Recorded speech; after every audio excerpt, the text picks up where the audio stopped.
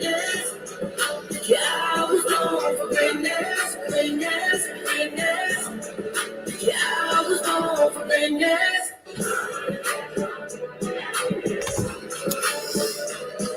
What's up? What's up? What's going on, everybody? Hey, how's it going on this beautiful Wednesday afternoon? I am Andre the Torch Robinson, the fire starter. What's something new for you guys? Create more of an intimate scene. The Everything Buffalo Show, where we will talk about Bills, Bisons, Sabres, UB Bulls. It's everything Buffalo. Why not? It's a concept I came up with, and I like to test things. So, like and share, by the way. We will talk all those things and more. By the way, new segments coming up too. We got interviewers row segment where, you can ask whatever you want as long as it's Buffalo. Everything Buffalo, right? We also have the Fire Starters Collective segment in which I'm going to ask some interesting questions, some very maybe controversial questions, So like and share the show. By the way, obviously you see the intimate scene in the back. I am at the Apollo Media Center right here in the heart of the city. Shout out to everybody that's tuned in, man, on YouTube, Facebook, Twitter, the whole 9 yards. I want to thank y'all for showing me love early. Something new, Everything Buffalo Show. Why not? I got a whole bunch of Buffalo stuff right here. For you guys, I have some questions. If you want to win some new gear, you want to win some new gear. I'm waiting for somebody to get this one. The Pittsburgh Steelers did play the Buffalo Bills just recently. And it was an interesting game. I thought it was going to be a whole lot more competitious, but it wasn't, I guess. For whatever reasons. It wasn't. It was a 38-3 beatdown, but we will get into whatever those reasons were in just a moment. 38-3 was the score. The Buffalo Bills scored 31 points in the first 25 minutes of this game, in which you saw scoring summary right here. Scoring summary right here. I'll run down the scoring summary, and it'll be brought to you by Apollo Media Center. Why not? All right. Gabe Davis started off the scoring. 3-play, 98-yard drive. 1 minute and 4 seconds it took for Gabe Davis to get hooked up with Josh Allen, in which the Buffalo Bills ended up with a 7-0 lead. That is the second time that there's been a 98-yard touchdown reception by a Buffalo Bill. Can you tell me who the other person is? Call in 716. You see the call line here. 716-954-5209 is the call line number. Once again, you are watching the Everything Buffalo Show right here. We're a little more intimate today. All right. You see, I got the couch and all this good, fine, phenomenal stuff behind us. Thank you to the Apollo Media Center for that. But yeah. So with that being said, there has been two. If you could tell me who the other one is, call in right now, 716-954-5209, and one of these hats might be yours. All right, call in. All right. Secondly, number two, on the scoring summary, we had a field goal by Chris Bosworth, 29-yard field goal, in which this was Kenny Pickett's, debut into the NFL. Welcome to the NFL, young man, by the way, which made it 7-3. All right, with about 5 minutes and 38 seconds left in the first quarter. Tyler Bass also added a 35-yard field goal almost 3 minutes later, in which gave the Bills a 10-3 lead with 2:41 left in the first quarter. 7-play, 48-yard drive. Sum up the first quarter. It started off slow again. For some reason, the Bills seem like they start off slow, and then all of a sudden they get real quick, real fast. And before you blink, the Bills then already put up like 30-some points. So, interesting enough, first quarter was interesting. It was good to see Kenny Pickett. I'm going to talk about Kenny Pickett. You guys may not like it because it's Everything Buffalo Show, and I'm supposed to be talking everything Buffalo, but I do have to give props. I did like how Kenny Pickett, in his first football game, how he kept his composure, regardless if it was 38-3, regardless if his team was down a bunch later on, as we'll talk about it. But he came out kind of composed and ready to play. So I do have to give him props for that. Secondly, then we get to the second quarter. Speaking of second quarter, Gabe Davis once again. I wish I could show y'all a clip of this. I wish I could show you a clip of this touchdown, maybe later on in the week before we get into Kansas City's game with the Bills coming up this Sunday. I might be able to show y'all a clip real soon if y'all haven't seen it already. I probably already saw it, but I want to show it to y'all. Now, I haven't been able to do that yet. Some people have been able to, but I haven't. So I want to be able to do it real soon. So the 62-yard touchdown pass was a give me that moment. I mean, it was a Randy Moss one hand like this. He was one hand like this. And Minkah Fitzpatrick, being the great safety that he is, damn near stole it from him. Damn near stole it right out of his hand. But Gabe Davis was like, not today, sir. You going to learn today. He said, you going to learn today, sir. This is mine. Give me that. I put the effort into this. I did this. Get your own. Get your own. You just won't get it from me. Get your own. All right. Phenomenal throw again. Phenomenal effort by Gabe Davis on this touchdown to get it out of the hands of Minkah Fitzpatrick, who was, looking to steal one. Show stop, as we call it. He almost had a Shawn Michaels moment there. Almost stole one from Gabe Davis, but nevertheless, Gabe Davis, he's been working out in the weight room, said, give me that. And the score ended up being 17-3. About 5 minutes in, it was a one-play 62-yard first play. Boom. Once again, one play, shoop, touchdown. Gabe Davis and Josh Allen hook it up again. All right. Then later on, obviously, the rest of this is all Buffalo, right? Stephon Diggs, 15-yard touchdown pass from Josh Allen.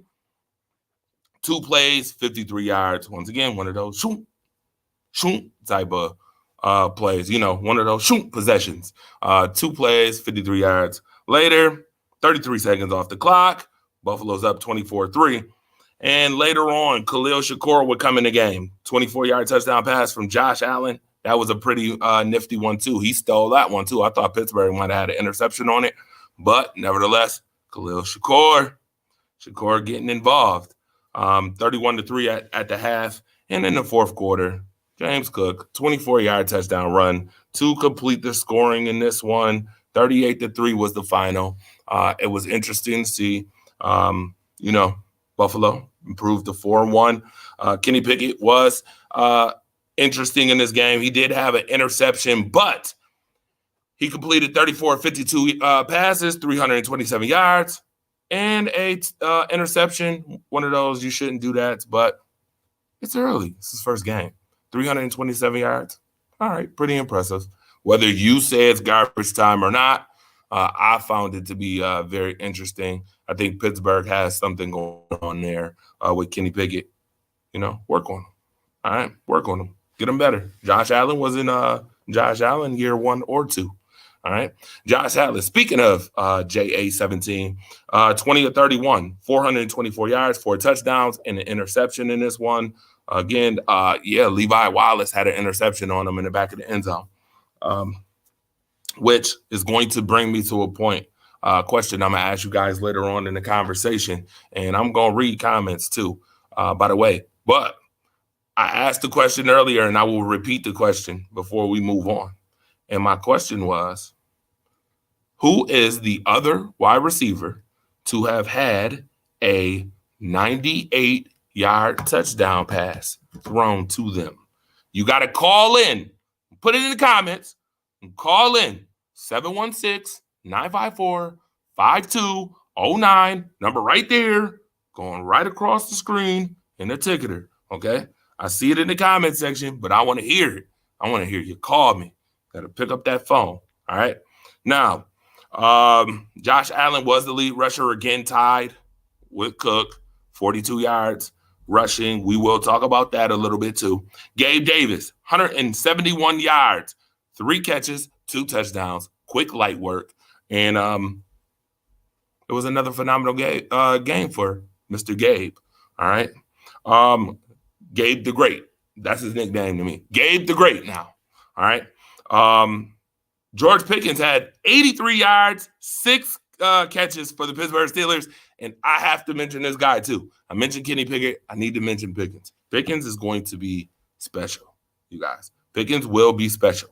In which, by the way, got a phone call on the line as I'm talking about special. Someone's calling me on the line. Caller, what's up? What's up, Trey? What's good? What's up? What's up? I'm going to guess that you're calling me because you know the answer. Actually, I do know the answer. All right, so what's the answer? Terrell Owens.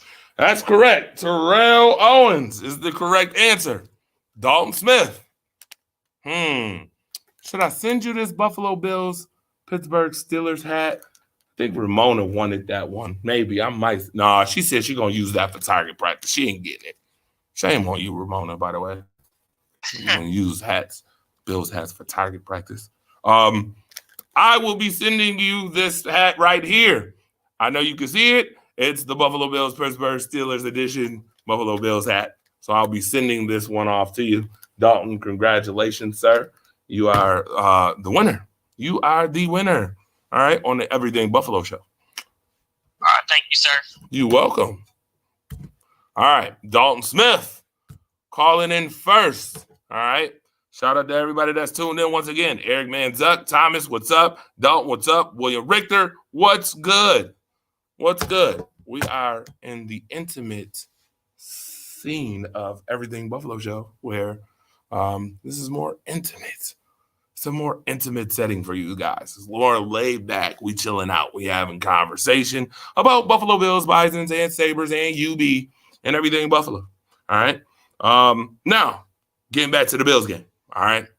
Congratulations, Dalton, once again. I'll be sending this hat off to you real soon. You got it, sir. All right. Now, a couple questions I want to talk about. A couple things of concern.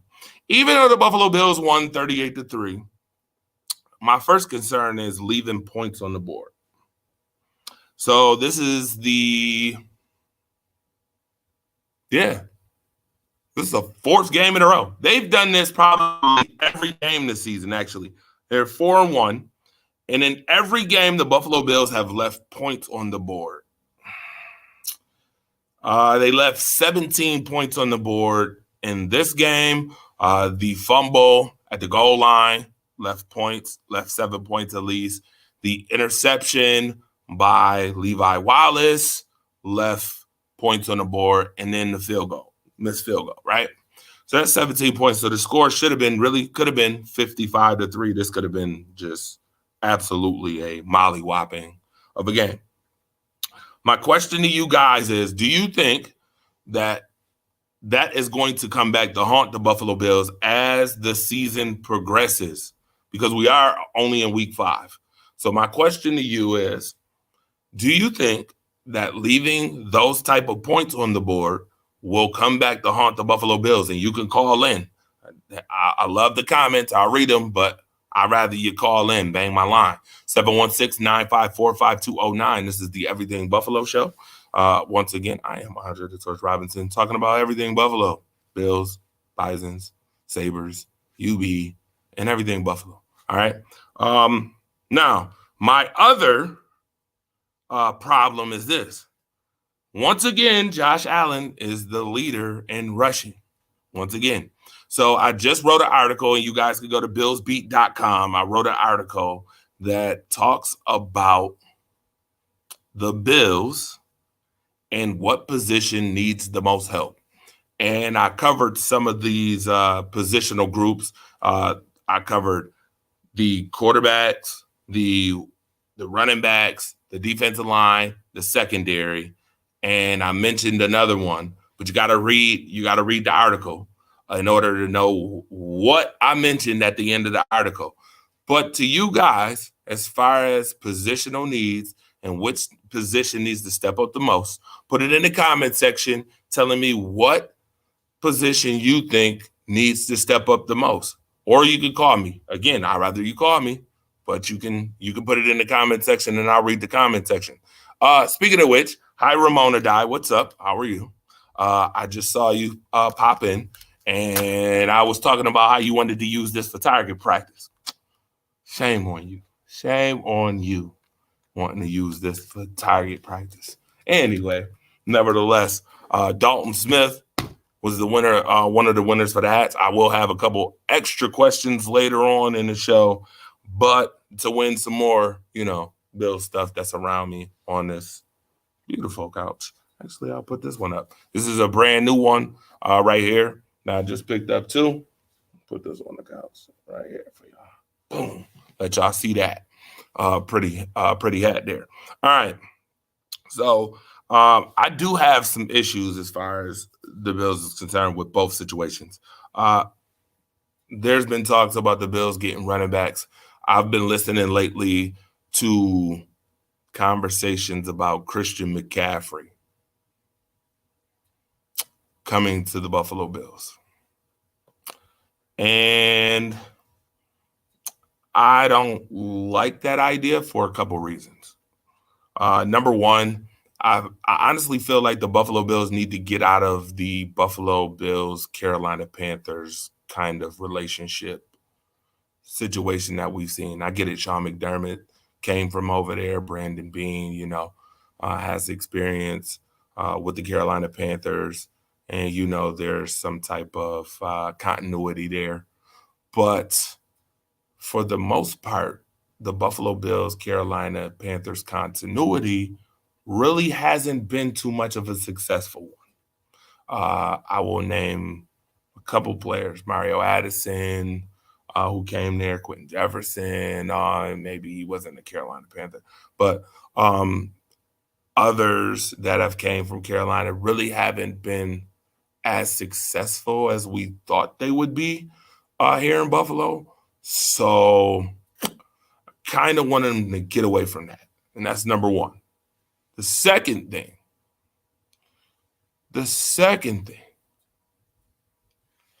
that is a major issue to me is the fact that CMC is injury prone. We all talk about injury players, injury prone players. Best ability is availability, being able to produce. That's an issue for me. You're giving up goods and services for someone who is injury prone. I was one who, not to get off the topic, that didn't really like the Xavier Rhodes move either, because to me it was kind of similar to the Vernon Davis move. They both came from the Colts. They both are old and both injury prone. And then Xavier Rhodes gets injured as soon as he comes here with a hamstring and then couldn't even play. So that kind of bothers me. So when it comes to these relationship, these similarities and kind of pattern with the Bills, like the Carolina Panthers pattern, really kind of don't like it. The pattern with getting players from the Colts, old secondary players from the Colts, really don't like it. Get rid of it. Honestly, it comes off a little desperate. And I get it. The Bills offense, predicates on Josh Allen's arm, but you need a running game to win games at the end, close games at the end. Buffalo just won a close game recently. But to close out these close games, Buffalo's going to need to, you're going to need to have a running game to do so. I just wouldn't get CMC. And I understand, folks are saying Kareem Hunt. I like Kareem Hunt. Particularly, I would have Kareem Hunt over CMC any day of the week come to Buffalo. But there's been conversations about how Cleveland doesn't want to trade him. I know in the offseason they said that there's an opportunity maybe during the regular season to do that. I'd like to see that.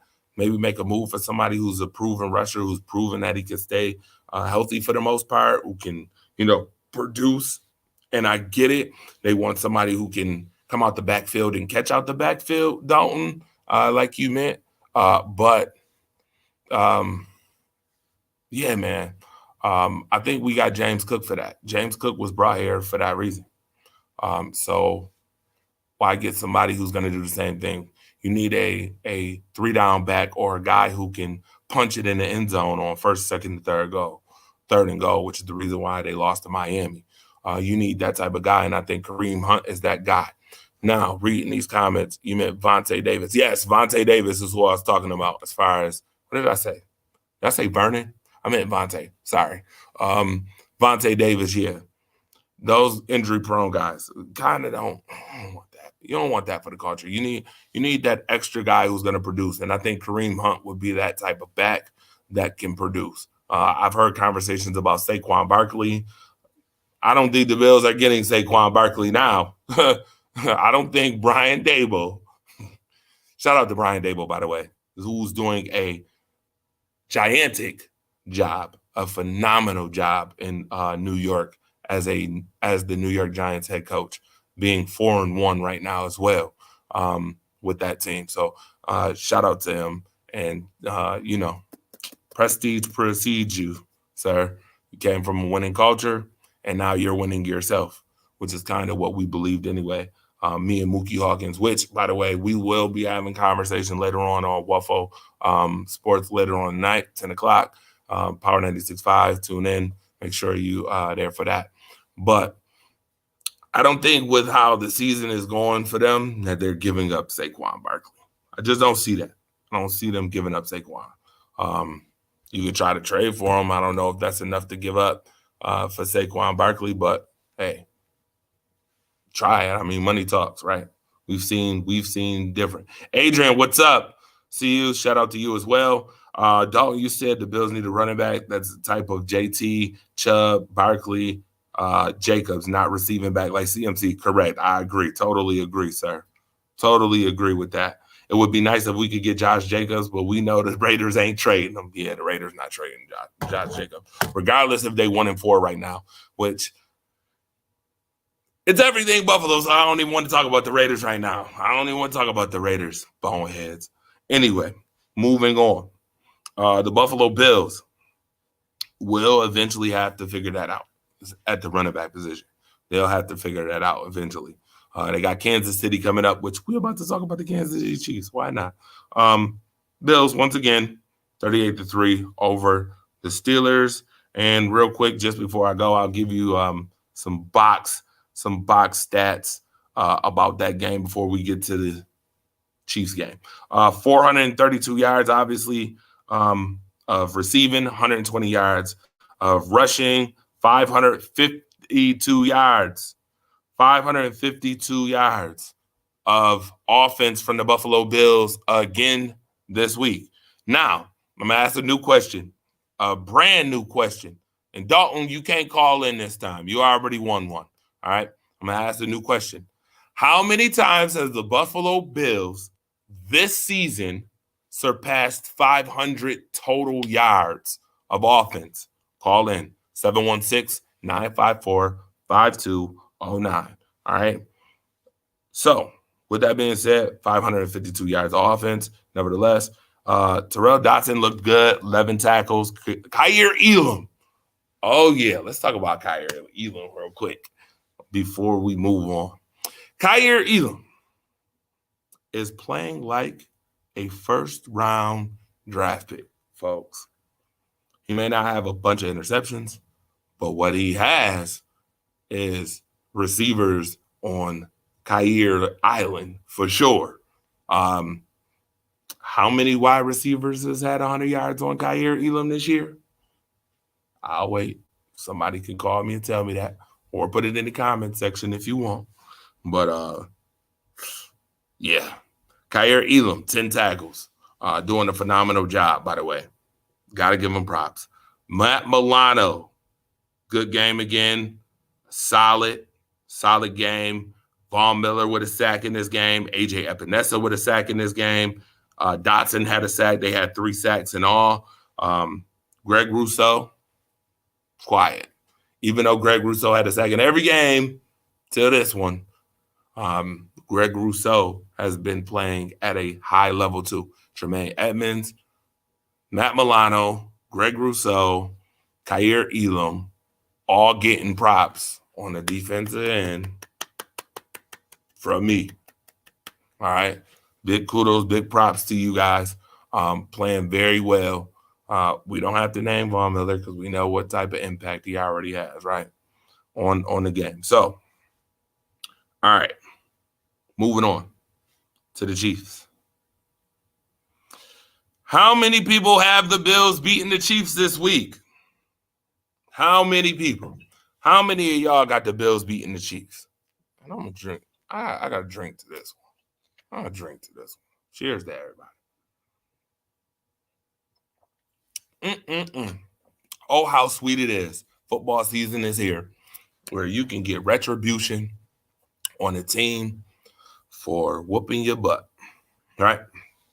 So, how many of y'all think the Bills going to win this week? Put it in the comment section. Call me, 716-954-5209. Call me right now. Let me know what you think. Will the Bills beat the Chiefs? Will they? Because I've been going back and forth on this one. I would be amiss to say that, the Bills are going to beat the Chiefs and be super confident about it. Now, last year they did beat the Chiefs in the regular season. But when it counted, Patrick Mahomes and Tyreek Hill put up the peace sign. Y'all already know. Put up the peace sign and pieced the Buffalo Bills out of the playoffs, right? In 13 seconds, by the way. I don't know. This one's going to be interesting. You know, ESPN already has the Bills losing this game from what I'm looking at. 60% of folks saying the Buffalo Bills will be losers this week. All right. Patrick Mahomes, 15 touchdowns, 2 interceptions, has been very stellar this year, passing the football, 1,400 yards to go along with it. Clyde Edwards-Helaire has 223 yards rushing, 2 touchdowns. Travis Kelce has been their best receiver this year, 33 catches, 47 yards, and already he has 7 touchdowns. And I know he had 3 against the Raiders this past week. So, interesting enough, both of these teams are 4-1. Chiefs undefeated at home so far. Have not been beaten at home yet. To me, this is going to be a game of inches. I think it's going to be a game of inches. It's going to be a game of inches on who turns over the ball the least. If one team has 2 turnovers, the other one has 1. Whoever has 2 turnovers, they lose it. That's what I think, honestly. I think it's going to be that close of a game. I think it's going to be a 34-31 type of game in which whoever has the ball last, whoever makes the most plays, whoever turns over the ball the least, whoever could run the ball when it matters the most, will probably win this game. Will come out with the victory. By the way, early injury report here. Everybody is questionable right now for the Bills as far as Daquan Jones, Mitch Morris, Dawson Knox, Tremaine Edmonds, and Jordan Phillips. All questionable this week. On the Kansas City side, you got Brian Cook, who's questionable. You got the defensive tackle, Tershawn Wharton, who is out for this game. Trent McDuffie is on injury reserve. Harrison Buckner, or did I say Buckner? I meant Butler, is questionable this week, and Rashawn Felton is questionable this week. All right. Now, the Chiefs are a 2.5-point favorite early. Early 2.5-point favorite. All right. Don't know why. Last week, the Raiders kind of gave them a go. So I don't know if I find it a little disrespectful that they're 2.5-point favorite right now. But again, I told you it's going to be a field goal game, 34-31. I think the Buffalo Bills will win this game just because I think their offensive firepower is better, plus they have a better defense. So we'll see, right? We'll get to see that. We will talk a lot more about Bills and Chiefs as the week progresses. Once again, this will be the moment before I get to talking about the Sabres that I get to shout out shows. So shout out to Marcus Betts in the Alphabet Football show that's on Friday. Y'all make sure y'all tune into that on Facebook, 10 p.m. as well. All right. Tomorrow is Thursday, so we have Rise Up Unlimited Radio show brought to you by WDAP Radio and TV. You can tune into that right before Thursday night football. So it's around 6, 7 o'clock. You guys will get to tune into that. What is the Thursday night game this week? Boy, oh boy, anything. Anyway, it's everything Buffalo, so I won't even talk about the Thursday night game. Whoever playing, I think Washington, but whoever, I hope Thursday night football can keep producing these okay to better than okay football games. And I don't have to hear about people this year complaining about how bad the football games are on Thursdays. All right. Now, yes, sir, I won't. And please don't be scared of calling either. Nope. Elam is a beast. Can't wait to see him on the field with Trey White. Yeah, that's going to be interesting. Oh, the Bears see, this is one of those games you get to complain about. Washington and Chicago. Oh, brother. Right? Now, with that being said, let me get to do some of these other shows real quick. Monday Night Madness is on Mondays, right before Monday Night Football. You guys, oh yeah, shout out to the Jaw U family too. I gotta put them out there. Jaw U, shout out to the Jaw U family. A lot of things have been going on in wrestling. Jaw U, shout out to NCW, by the way. They put on a phenomenal show at Batavia Grounds just this past weekend. If you missed it, you missed a good one. If you're not in the Buffalo or New York, Western New York area, you missed a good one. I'm sure I got video footage of it. They'll send me some. Interesting enough. Now, with that being said, y'all make sure y'all tune into M&T Live at the Apollo 2, which is usually on Saturdays.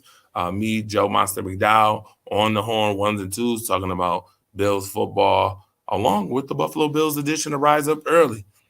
Every Sunday, usually, either at 7 p.m., because we do a reaction show, or at 10 a.m. when the Bills is on the road. Because if the Bills is at home, I will not be on there at 10 a.m.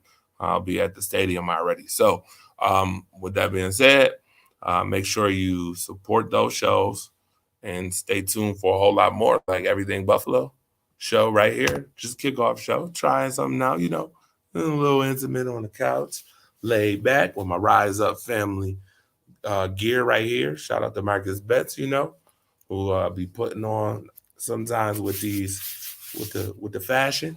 Got to shout out Marcus Betts and those guys down there in Texas for doing their thing. All right. Now, with that being said, I have to now talk about the Buffalo Sabres, because the Buffalo Sabres have been doing a whole hell of a lot. The Buffalo Sabres have been doing a phenomenal job in the preseason too. A team that was really, really good at the end of the season last year, looking to be playoff bound, right? Looking for the playoffs this year. We are definitely looking forward to the Buffalo Sabres making big strides this year as the as the regular season opens up tomorrow at home against the Ottawa Senators.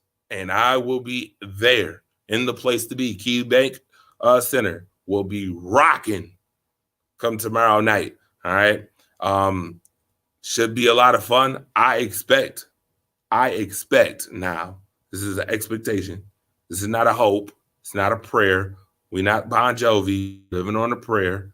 I expect the Buffalo Sabres to put on tomorrow night. And by the way, while I'm sitting here talking about the Buffalo Sabres, might as well let you hear from my guy Don. Let you hear from my guy Don Granado, who just got, he got promoted. He got an extension. Buffalo Sabres extended him. We'll talk about that too. But This is my guy, Don Granato, talking about the regular Coach, as season. the preseason comes to an end, is there anything you need to focus on or improve as we get to the regular season? Yeah, a lot, actually, a lot. But I'm going to be saying that the whole year. It's still we're still a very young hockey team. You just look at our lineup and. Yeah. So, all right, I'm gonna stop it right there. So you heard what he said. Young lineup, looking to improve. Now, I will say this. The Buffalo Sabres definitely do have some key pieces on the team that I look for every game. Every single game. I look to see if these guys are going to produce. Tage Thompson, who scored 38 goals last year. Phenomenal. Working hard.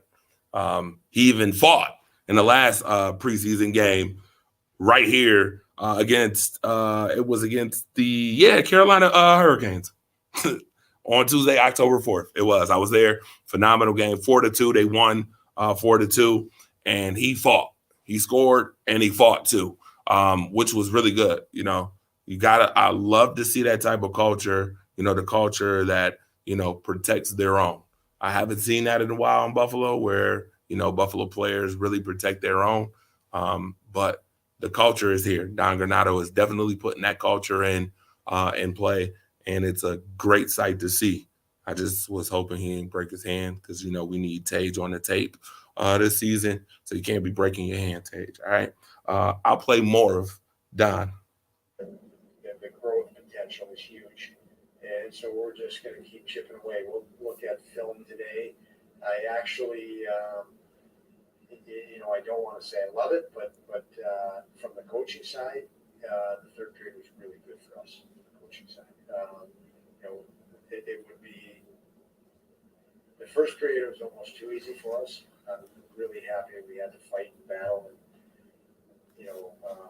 go through a challenge in the third period where we just maybe lost our step, and I spoke to the guys after the game about that. But we know there's a lot of room for growth, and we're just going to keep focusing on growing. All right, that was your boy the fire starter asking Don about what they need to improve coming up as the season starts tomorrow. All right. Shout out to Don. I gotta give Don Granato his props. When you do good, you give them their props. When they do bad, you give them the tough questions. And I've been doing that since day one, since Don Granato has been a coach. He knows it. I say him all the time. It's cool. Even when the Sabres was kind of dismal, having their mediocre, section of the season, he still stood in there strong and, made this team a better team. So the extension, I think he deserved the extension, to be honest with you, from the last couple of coaches I've seen. He definitely deserves the extension. So there it is. Yes, sir. Yes, he got it. He got that contract extension right there. Don Granato doing his thing. Well deserved, Don. Round of applause to you.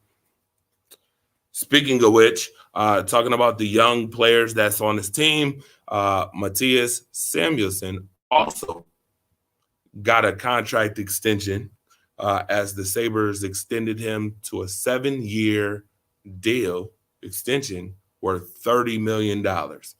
So congratulations to him. Defenseman Mattias Samuelsson.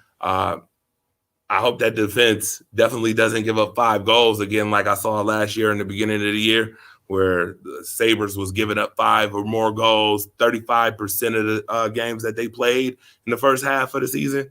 I hope not to see that now, because you're getting paid. You're getting paid, my guy. Getting paid. That's right. You're getting paid. 7-year extension, $30 million. So good job to you, and a round of applause to you as well. I just hope y'all produce now. All right. All right. with that being said, the Buffalo Sabres play the Ottawa Senators tomorrow, 7 o'clock. I got the Sabres winning this one.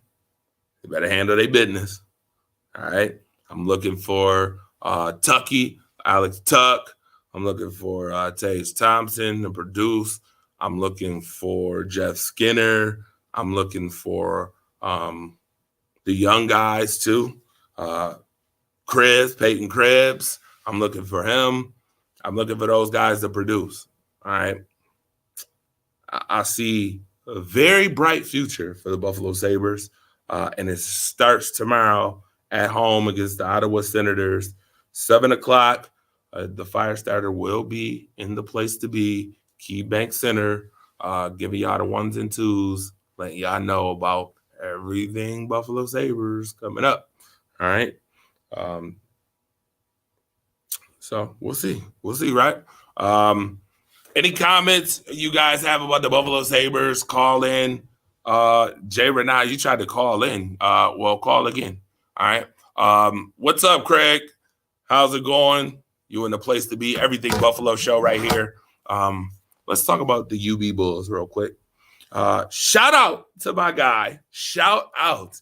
Another shout out going out right now. Coach Maurice Lundquist. Shout out to Coach Maurice Lundquist for staying in there. Once again, like Don did last year.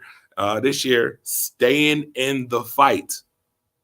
The UB Bulls went from last place to first place. And how you do it is you just win back to back football games. All right. Just to give y'all a synopsis of what the UB Bulls have done. I was there on October 1st, Saturday, October 1st. And I got to witness a phenomenal comeback in which the Buffalo Bulls beat the Miami, Ohio. Yes, I'm talking about Ben Roethlisberger's Automata. Miami of Ohio Redhawks, 24-20, in which Cole Snyder threw a touchdown pass at the end of the game to win it, in which we got to see the young Cole Snyder hang in there. All right. Justin Marshall caught a touchdown pass. I think it was like 24 yards. It was a 24-yard touchdown pass at the end of that game. And then was crying at the end of that game. I do have some footage of that. I'm gonna wait to play that. Maybe I'll play it next week after actually I got to go see them again this Saturday against Toledo. So I'll wait on it as I got the UB Bulls beating Toledo this week too. All right. But they have racked off a bunch of wins. They won against Eastern Michigan, putting up 50 points, 50-31 in that game, in which Cole Snyder had 2 touchdowns, almost 300 yards passing. And this past Saturday, they rolled on Bowling Green. All right. They rolled on them. They had 31 points in the first half, just like the Bills did on Sunday, right? So that was a lot of fun to watch. As the UB Bulls rolled on them 38-7. It's funny. The Bulls win 38-7. The Bills win 38-3, right? So I guess the UB Bulls is taking after the Buffalo Bills, all right? They must be watching them, all right? Good job, Coach Mo Lundquist. Phenomenal job that he's doing. Bulls are now 3-3. All right, they done tied it up, tied their record up. They should be 4-2, which they never lost that game to Holy Cross. I wish they never would have lost that game. I was there for that one, the Hail Mary game in which they lost. All right, Bulls 3-0 in the MAC. And they're in first place right now. So shout out to Mo once again for hanging in there and having these guys play. These guys believe in Mo, and it's good to see. Mike Williams had 2 touchdowns. Ron Cook had 2 touchdowns. Mike Washington, I'm sorry, had 2 touchdowns, 155 yards on the ground. Ron Cook Jr. had 2 touchdowns and almost 100 yards too. And the ground game went wild on Bowling Green on the road. So with that being said, Toledo is next up for the Buffalo Bulls. All right. Now, once again, I got articles on BuffaloBeat.com you guys can read through. All right.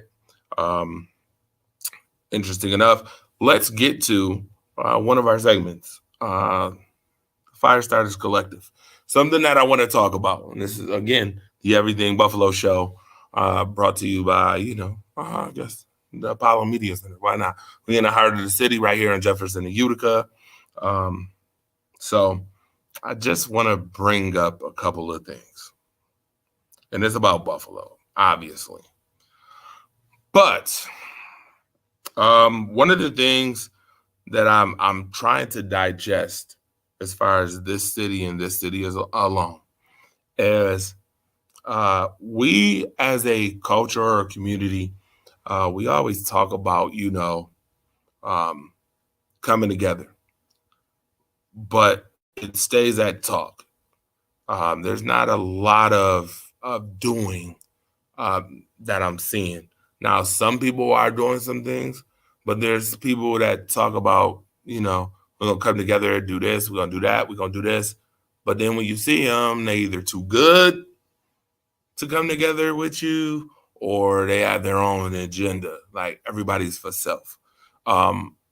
So my question is how do we as a community do better as far as it concerns, just human interaction, being able to come together to do different things? Because what I noticed too is that if it's not about foolishness, a lot of the times people don't come together. And to me, that's a problem. Or people only come together when it's a tragedy or when something really bad has happened. And then once we think that has went away, we go back to doing the same old stuff, thinking we too good for each other, not coming together, not talking. We don't communicate to do anything together. And to me, that's a big issue. Now, with that being said, there's a lot of good things in the community going on. There's a lot of good people in the community. And for those people, round of applause to you. Continue to keep doing what you're doing. But I feel like we need to work more on that. That to me is a problem. Secondly, is it me or does it seem like there is an issue when it comes to jobs, as far as the effort you put into jobs in the city? Or is that everywhere? Is that just everywhere? Or is that just, a geographical thing? Because I don't believe that it's everywhere. I can't believe that everywhere you go, you can do a great job and then still be shortchanged or still feel like you get the bad end of the stick or you feel like you overlooked. Is that a geographical thing or is that a company thing? And it just so happened that these companies are in other places too, because I hear a lot about it. People tell me a lot about how they go to their job and they do good, this, that, and the third, but they get overlooked. I can say that I've experienced that myself, where you do a good job, do exceedingly great on your job, but then not appreciate it. I'm just wondering, how do we kind of alleviate that? How do you get past that? How do you go, how do you change that? All right. And you could call 716-954-5209. Once again, this is everything Buffalo. show. All right. So everything I'm speaking about is pertaining to the city that I live in, which is Buffalo, New York, obviously. But yeah, definitely want to know. So just, put it in the comment section or call. Those are some things that I thought about as far as, it concerns the Buffalo community. Also, here's another one. And I'm probably going to leave this on wax, and you guys can hit me up on Facebook, Twitter, Instagram. My Twitter is TheRealTorch716. No, that's my Instagram. I'm so sorry. See, I was about to give y'all the wrong address. Y'all have been looking me up on Twitter with that and wouldn't have found me. All right. On Twitter, at Rise Up Family on Twitter. Instagram, TheRealTorch716 on Instagram. Obviously, my Facebooks. That's easy. Join the Rise Up Family Sports Network, Rise Up Family Community Network. We have the Rise Up Family page as well. We have Rise Up Family clothing page if you want to see some of the stuff that, gets creatively made. Yeah, interesting enough. But to my question, my last question is this. As it pertains to just what I see in the city of Buffalo. And I don't want anybody to be offended by it, but this may be a little controversial. And it might even be something global. But do you think, because I've seen this a lot lately, I've heard about this a lot, and I've seen it a lot, so I have to ask, do you think that the judicial system needs to review certain aspects as it pertains to mother and father relations, as it pertains to the child and child support? Told you it was going to be a little controversial. But I have to ask, because I've heard this so many times. Do you think that the judicial system needs to reevaluate and review the subject of child support as it pertains to the relationships between mothers and fathers here in this city and abroad? It could be abroad too, but specifically here. And I'm gonna be honest, my answer is yes. And it's not because I'm a father who takes care of his kids. It's not because I'm a man. It's not because I'm a male. But I do think, and this is just in all reality, that you should not be able to use a failed relationship as a one-up to obtain money, whether it's for the child or not. And that's just me being real. I think that support system is for people who don't take care of their children. And I hear about it and I see it way too much, that people use that system to take advantage of, to use their kids as a one-up. Like, they have fathers who care and who take care of their kids, but because their relationship didn't work, they'll use that as a one-up or as a way to be vindictive towards the male species. I don't hear too much of guys having full custody of children and women getting child support. I'm sure it happens, but in either aspect, whether it's male or female, my question to you guys is, should it be reviewed? Is that something that should be reviewed? That you shouldn't be allowed to just go down to the downtown area and be like, hey, I want to put somebody on child support without it being investigated or without it being reviewed, because a lot of people get screwed over that way. And that's just from my experience and my experiences that I hear from other people as far as situations that they deal with. So I honestly feel like it needs to be reviewed before you just throw somebody on a system that is built to incarcerate people who look like me. I think it should be reviewed first, and it should be proven that somebody is unfit before you do that. All right. With that being said, you can leave comments in the comment section. You can hit me up. Like I said, you can hit me. I gave y'all my butt. You can hit me up at Rise Up Family on Twitter. You can hit me up on all my Facebook pages. It don't matter. If you got comments about what I just mentioned, 716, like I said, the Realtor 716 on Instagram. You can hit me up. Once again, shout out to WUFO. Shout out to Power 96.5. Shout out to the Challenger News that's right across the street. Shout out to the Apollo Media Center for allowing me this intimate setting here at the TV station right here. Also, shout out to Stadium Rant. Shout out to Stadium Rant.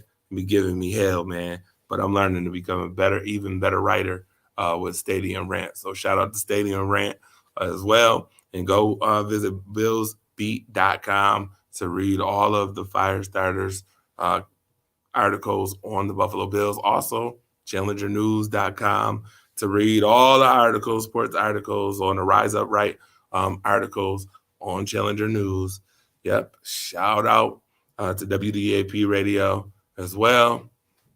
And shout out to the incomparable, the phenomenal, the award-winning Rise Up family. All right. This has been the first Everything Buffalo show.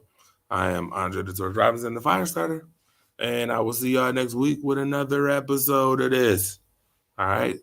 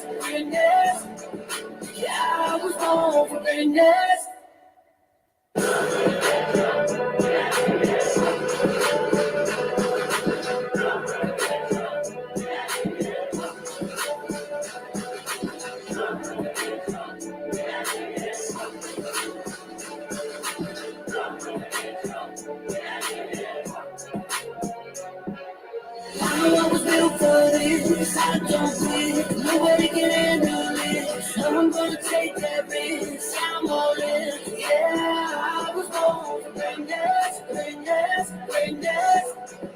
Yeah, I was born for greatness, greatness, greatness. You can try to take me down and knock you out. Turn around and inside out. Nothing's gonna stop me now. I got no doubt. Yeah, I was born for greatness, greatness, greatness. Yeah, I was born for greatness, greatness, greatness. Yeah, I was born for greatness.